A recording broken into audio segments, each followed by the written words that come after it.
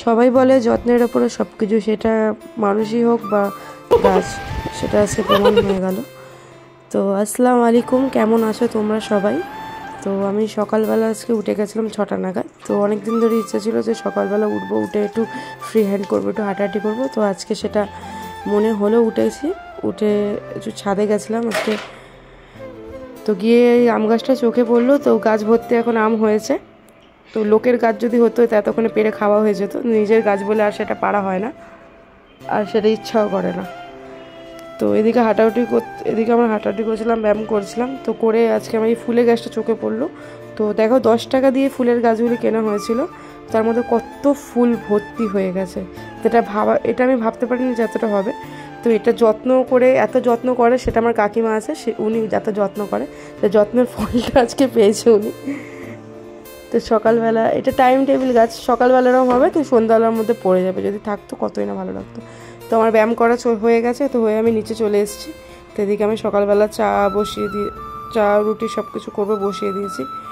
এদিকে আমার মেয়ের খাবারও হচ্ছে একদিকে, এদিকে জল গরম হয়ে গেছে আমি আটা মাখার জন্য।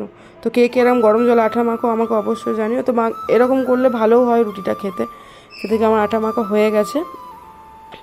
তো আগে আমি গরম জলে এরকম পরিমাণ বুঝে আমি করতে পারতাম না, আটা মাখতে পারতাম না, কিন্তু এখন শিখে গেছি, সময়ের সাথে সাথে সব কিছু শিখে গেছি। সেদিকে আমার আটা মাখা হয়ে গেছে। তো আমার দিকে জল পেস্টটা পেয়ে গেছিলো, আমি একটু জল খেয়ে নিলাম। খেয়েটে এদিকে হাঁটাহাঁটি করতে করতে এদিকে রুটি করছি। রুটি বেলা হয়ে গেছে, দেখো কিরকম গোল রুটি বেলেছি। আর এরকম দেখো আগে রুটি করতাম 14 বার খোঁচা মেরেও রুটি ফুলতো না, তো এখন কিছু করতে আমি এমনি রুটি ফুলে যায়। সব কিছু শিখে গেছি, সংসারই হয়ে গেছে, যেটা দেখলেও ভালো লাগে। তো রুটি সব কিছু করা হয়ে গেছে, বেসন ভর্তি বাসন, সেগুলো তাড়াতাড়ি ঝটাপট মেজে নিয়ে এদিকে আমি রুটি খেতে বসে গেছি। কালকের তরকারি ছিল, সেই তরকারি দিয়ে রুটি নিয়ে বসে গেছি। এদিকে রয়েছে চা, আস্তে আস্তে ভাবছি চাটা খাবার ছেড়ে দেবো, কিন্তু নেশা ছাড়তে পারি না। তো এদিকে চা খেতে খেতে আমার মেয়ে বসে বসে দেখাচ্ছে যে এটা কি। ও চা খেতে ওর ভালো লাগে, কিন্তু আমি দিই না। এদিকে ওর খাবার, বলছে না এটা চাটা ওর খাবার, আমার খাবারটা নাকি ওর খাবার।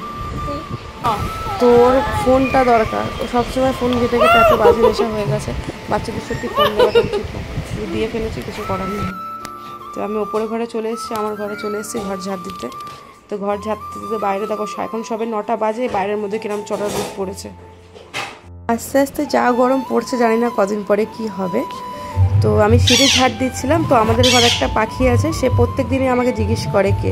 ও 4 বছর ধরে দেখেও তাও জিজ্ঞেস করবে ওকে। তো আমি এদিকে আমাদের আজকে টক ডাল হয়েছিল, আর কুমড়ো ভাজা হয়েছিল, আর এদিকে মাটন বসিয়ে দিয়েছি। তো আমাদের রান্নাবান্না শেষ হয়ে গেছে। এদিকে আমি স্নান করতে যাবো। তো দেখো এই ফেস প্যাকটা আমি বানিয়েছি। তো আমি সাবান মাখা ছেড়ে দিয়ে এখন রোজ এটাই মাখছি, তো ভালো কাজ করছে। তো এটা কিছুই করতে হবে না, সাবানটা এরকম ফেস প্যাকটা দিয়ে আর তোমার ভালো করে মুখটা এরকম ভালো করে সাবানের মতন ফেস ওয়াশের মতন ঘষে নিয়ে মুখটা ধুয়ে নেবে। তো আমি তো কদিন মেখে দেখতে পাচ্ছি আমার মুখটা পরিষ্কার হয়েছে। তো স্নান টান করে এসে ভাত খেতে বসে গেছি। চলো এদিকে আমি জলদি জলদি ভাতটা খেয়ে নিই। তো দেখা হবে নেক্সট একটা ভিডিওতে। তো সবাই ভালো থেকো, সুস্থ থেকো। তো ভিডিওটা কেমন লাগলো অবশ্যই আমাকে কমেন্টে জানিও। তো আল্লাহ হাফিজ।